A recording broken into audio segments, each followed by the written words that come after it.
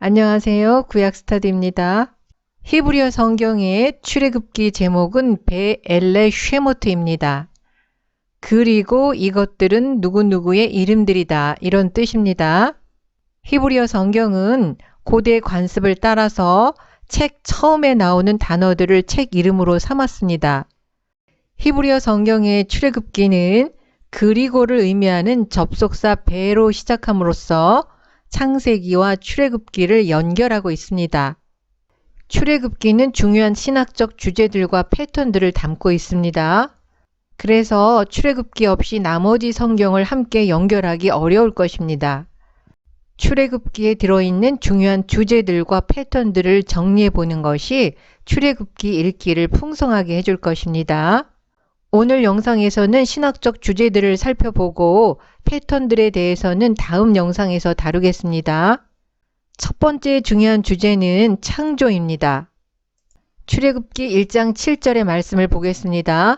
이스라엘 자손은 생육이 중다하고 번식하고 창성하고 심히 강대하여 온 땅에 가득하게 되었더라. 이 말씀은 창세기 1장 28절에서 사람을 창조하신 후에 생육하고 번성하여 땅에 충만하라고 하신 명령을 연상시키는 언어로 기록되어 있습니다. 출애굽기 1장 7절과 창세기 1장 28절에서 사용된 생육하고 번성하다라는 히브리어가 동일한 단어를 사용했습니다. 그렇기 때문에 출애굽기 1장 7절은 족장들에게 하신 큰 민족을 이루게 하시겠다는 하나님의 약속의 성취임과 동시에 생육하고 번성해서 땅에 충만하라는 모든 인류에 대한 하나님의 창조 의도의 실현임을 말하고 있는 것입니다. 이스라엘 자손들에게 일어나는 소우주적인 사건들은 세상을 위한 하나님의 대우주적인 계획과 불가분의 관계에 있습니다. 그렇기 때문에 이스라엘 자손의 인구 증가를 억제하기 위한 바로의 결정은 하나님의 창조 의도를 방해하는 시도에 해당합니다. 또한 출애굽 사건은 해방과 구속의 행위임과 동시에 창조 행위이기도 합니다. 하나님은 출애굽 해방과 시내산 언약을 통해서 이스라엘 자손들을 하나님 백성으로 새롭게 창조하신 것입니다.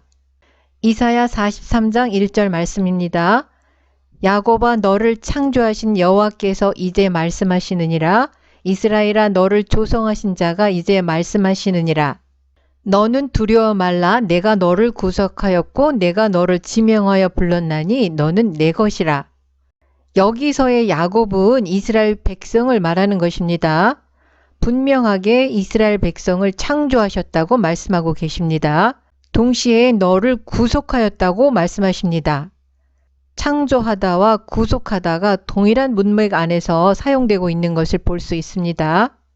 창세기 원역사에서부터 시작되는 구속의 목적은 원래의 창조의 회복입니다. 이제 구속의 목적인 창조 회복이 하나님이 시내산에서 창조하신 이스라엘 백성의 삶과 역사를 통해서 실현될 것입니다.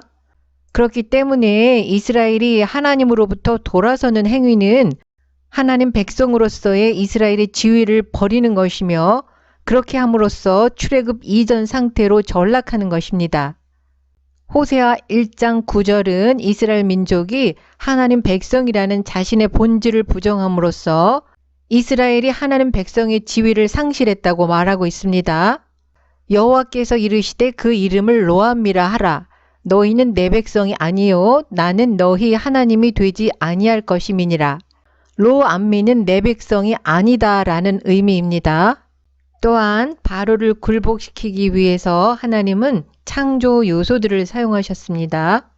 10가지 재앙은 원시의 혼돈으로 되돌아가는 것을 상징합니다. 그렇기 때문에 10가지 재앙을 통해서 애굽의 노예살이에서 이스라엘을 구원한 것은 그 자체로 끝이 아닙니다. 창조 때 하나님이 계획하신 질서를 방해하는 바로를 물리치심으로써 이스라엘에게 새로운 삶을 가능하게 하셨다는 점에서 출애굽 구속은 창조의 회복인 것입니다. 자연의 무질서들을 통하여 이스라엘의 구원을 이루신 것은 바로에 대한 하나님의 승리는 단순히 이스라엘의 해방을 넘어 창조의 회복임을 보여주고 있습니다. 이런 점에서 애굽의 바로는 인간의 역사 가운데 존재하는 압제적인 권력임과 동시에 하나님의 창조 사역을 방해하려고 시도하는 반창조적인 세력의 상징이기도 합니다. 특히 홍해의 구원 사역을 찬양하는 출애굽기 15장은 창조와 관련된 모티프들로 가득 차 있습니다. 바다가 갈라지고 그 가운데 마른 땅이 드러난다는 것은 창세기 1장에서 물 가운데 묻히 드러나게 하신 원래 창조의 소우주적인 재현입니다. 출애굽기에서 가장 많은 부분을 차지하는 성막 이야기에는 창세기 1장의 창조 이야기를 연상시키는 많은 암시들이 들어 있습니다.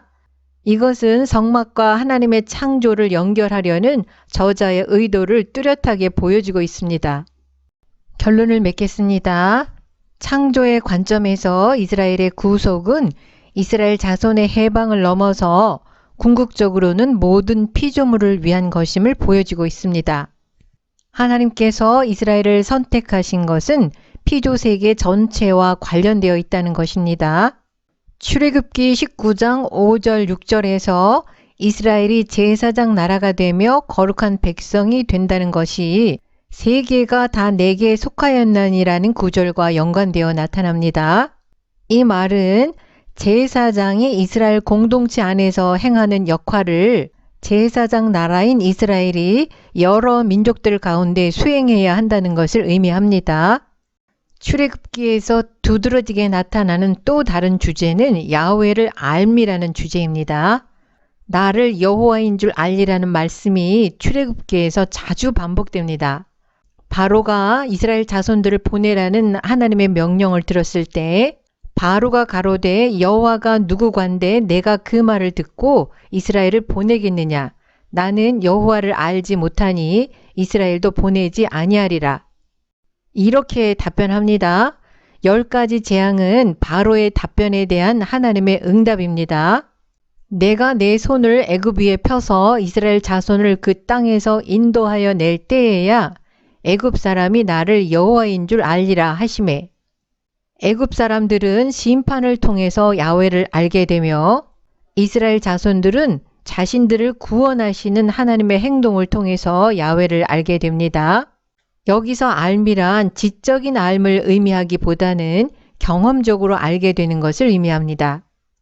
야훼를 알미라는 주제는 시내산으로 가는 과정에 있는 광야 이야기들에서도 계속 나타납니다. 이스라엘은 애굽에서는 구원 행위를 통해서 야훼를 알게 되었다면 광야에서는 공급하심을 통하여 야훼를 알게 됩니다. 시내산에서의 언약 체결과 성막 건설은 야훼를 알미라는 주제의 귀결점입니다. 그리고 야훼라는 이름의 의미를 모세에게 처음으로 계시해 주셨습니다.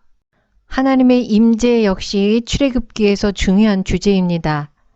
출애굽기 1장 2장은 하나님이 드러나게 행동하시지 않는 상황에서 이스라엘의 신음소리로 시작하지만 출애굽기 마지막인 40장은 성막에 하나님의 영광이 충만하게 임하시는 것으로 끝납니다. 성막 자체가 하나님이 이스라엘 가운데 거하시는 성소입니다. 하나님의 임재라는 주제는 출애굽기의 전환점인 출애굽기 2장 24절 25절에서부터 부각되기 시작합니다. 하나님이 그 고통 소리를 들으시고 아브라함과 이삭과 야곱에게 세운 그 언약을 기억하십니다. 그리고 하나님이 직접 내려와서 그들을 애굽인의 손에서 건져내고 아름답고 광대한 땅으로 데려가게 하시겠다고 결심하십니다. 시내산으로 가는 도중에는 구름 기둥과 불 기둥으로 하나님의 임재를 묘사하고 있습니다. 시내산에서는 이스라엘 자손과 언약을 맺기 위해 하나님이 시내산 위에 강림하십니다. 즉 시내산에서 언약 당사자 간의 만남이 이루어진 것입니다. 이스라엘 가운데에 하나님이 거하시는 성소인 성막은 출애굽기 임재의 주제의 절정이 됩니다. 하나님의 영광이 성막에 충만하게 임하고 난 뒤에 이스라엘 자손들은 성막 위에 구름을 눈으로 보면서 하나님이 이스라엘 중에 거하시는 것을 알았습니다. 구속 언약 율법은 전통적으로 출애굽기의 핵심 주제로 제시되어 왔습니다. 출애굽기 전반부에서 하나님의 구원 이야기의 토대는 아브라함과 이삭과 야곱에게 세운 그 언약입니다. 이 언약의 근거에서 하나님은 이스라엘 자손들을 내 백성이라고 부르시면서 애굽인의 손에서 그들을 건져내시겠다고 결심하십니다. 그런데 시내산에 도착한 이후에 언약을 맺을 때는 애굽에서 이스라엘을 이끌어내신 하나님의 구원 행위가 언약의 토대가 됩니다. 그리고 율법은 그 자체가 독립적으로 기능하는 것이 아니라 하나님과 이스라엘이 맺은 언약의 규례에 해당합니다. 다시 말해서 하나님의 백성답게 살아가도록 하기 위한 규례들입니다. 그래서 십계명 서두에 보면 나는 너를 애굽 땅 종되었던 집에서 인도하여 낸 너희 하나님 여호와라는 사실을 강조하면서 시작됩니다. 십계명 뒤에 이어지는 언약의 규례들에서도 애굽에서의 경험과 구원이 중요한 배경이 됩니다. 출애굽기의 서두인 1절에서 7절은 창세기의 마지막과 출애굽기를 연결해주고 있습니다. 창세기는 애굽으로 이주한 야곱의 죽음과 요셉의 죽음을 전하면서 막을 내립니다. 그리고 수백 년의 침묵기가 있었습니다. 출애굽기 서두는 이 침묵기 동안에 야곱의 자손들이 큰 민족으로 번성한 것을 언급함으로써 창세기와 출애굽기를 연결하고 있습니다. 출애굽기 1장 1절에서 7절은 침묵기 동안 일어난 일을 두 가지로 요약합니다. 첫째, 요셉과 그의 모든 형제와 그 시대 사람은 다 죽었다는 것입니다. 두 번째, 이스라엘 자손이 생육하고 번성해서 온 땅에 가득하게 되었다는 것입니다. 야곱과 함께 애굽에 내려간 이스라엘의 아들들의 이름을 언급하는 출애굽기 1장 1절에서 이스라엘의 아들들이라는 의미는 1차적으로는 야곱의 아들들을 의미하지만 2차적으로는 민족으로서의 이스라엘을 암시합니다. 그 이유는 7절에서 동일한 용어가 민족으로서의 이스라엘을 강조하고 있기 때문입니다. 야곱의 아들들이라는 표현이 가족적이라면 이스라엘의 아들들이라는 표현은 민족적 의미가 강합니다. 창세기에서는 하나님이 한 가족을 통해서 역사하셨다면 출애굽기에서는 하나님이 이스라엘 민족 안에서 역사하시는 모습을 보게 됩니다. 이런 의미에서 출애굽기는 성서의 이야기가 새롭게 시작되는 곳입니다. 이스라엘 자손은 생육이 중다하고 번식하고 창성하고 심히 강대하여 온 땅에 가득하게 되었더라. 7절은 생육하다 파라와 번성하다 라바라는 용어로 이스라엘 자손의 인구 증가를 진술하고 있습니다. 창세기 1장 28절에서 첫사람에게 생육하고 번성하여 땅에 충만하라는 명령을 주셨습니다. 창세기 35장 11절에서는 하나님이 야곱에게 나타나셔서 생육하고 번성하라고 축복하셨습니다. 출애굽기 1장 7절은 창세기 1장 28절에서 인류에게 주신 명령과 족장들에게 하신 약속의 핵심 용어가 되는 생육하다 번성하다라는 용어를 사용함으로써 이스라엘 자손의 번성이 창세기 1장의 창조 명령과 족장들에게 하신 약속의 성취라는 신학적인 진술입니다. 따라서 수백 년의 침묵기는 한 가족이 한 민족으로 성장하는 기간이었고 하나님의 창조 명령과 족장들에게 하신 약속이 성취되는 기간이었습니다. 출애굽기 1장 5절은 야곱의 허리에서 나온 사람이 모두 70명이라고 소개합니다. 야곱의 혈속이라는 번역보다는 야곱의 허리에서 나온 사람이라는 번역이 더 정확합니다. 허리를 의미하는 히브리어 야레크는 환도뼈와 같은 말입니다. 야복 강가에서 하나님과 씨름할 때 야곱의 환도뼈가 위골되었습니다. 그 이후 야곱은 이스라엘이라는 새로운 이름을 받았습니다.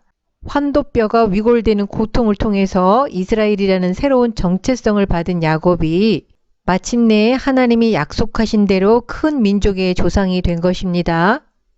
오늘 영상은 여기서 마치겠습니다. 시청해 주셔서 감사합니다.